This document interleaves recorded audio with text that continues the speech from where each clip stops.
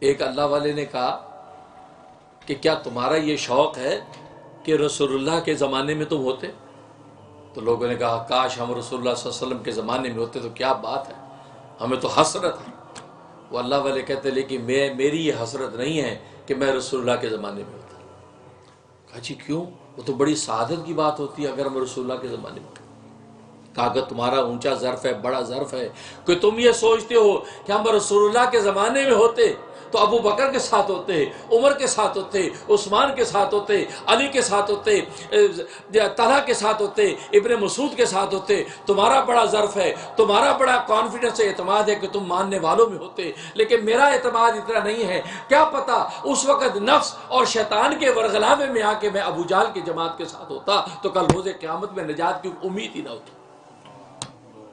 اس لیے آج جب رسول اللہ کی کمالات اور معجزات کا تذکرہ پہنچا تو میں نے بغیر دیکھے جو رسول اللہ کو مان لیا، بغیر ٹرائل اور امتحان کے اللہ کے رسول کو مان لیا، یہ میرے لیے زیادہ آسان راستہ۔ تو حقیقت یہ ہے،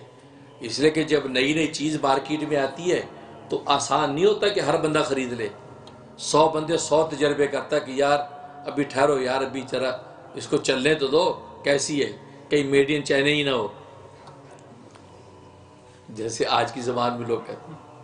نہیں جلدی سے مانتے، لیکن جب سارے بادل چھٹ گئے،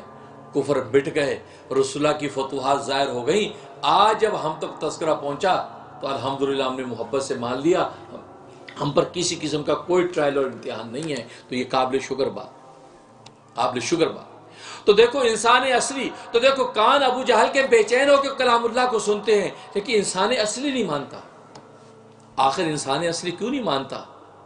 تو اللہ تبارک و تعالی اس انسان اصلی کو چیلنج کر دیا، فرمایا وَإِن كُنتُمْ فِي رَيْبٍ مِّمَّا نَزَّلْنَا عَلَىٰ عَبْدِنَا، کہ اگر تم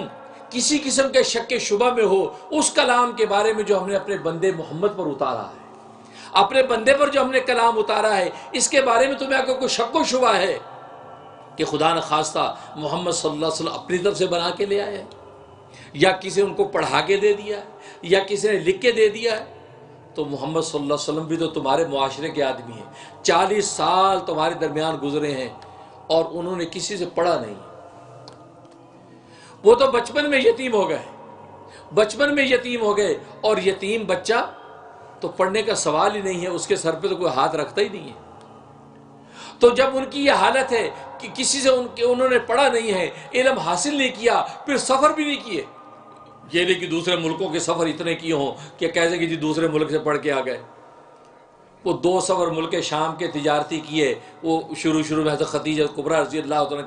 کہ جو مال کو لے کر گئے، وہ غلام ساتھ تھا، معمولی سفر، اس کے علاوہ کوئی ایسا معتد بھی سفر بھی نہیں کیا کہ کیسا کہ جی فلاں ملک سے پڑھ کے آ گئے۔ وہ جب ایسا کلام پیش کر رہے ہیں تو ذرا آنکھیں تو کھولو،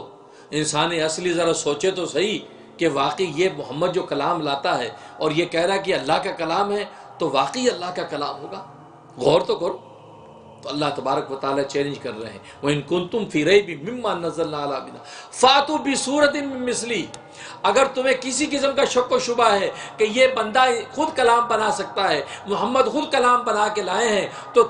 تم تو بڑے بڑے فصیح و بلیغ ادیب اور شاعر ہو، بڑے بڑے قصیدے لکھتے ہو، بڑے بڑے دیوان تم لوگوں نے لکھ رکھے ہیں، تو 9 سال کی بچیاں 90 اشعار کے قصیدے سنا دیتی ہیں، تم فصاحت و بلاغت کے تمہاری گھٹی کے اندر ہے، تو تم پھر ایک چھوٹی سی صورت بنا کے دکھا دو،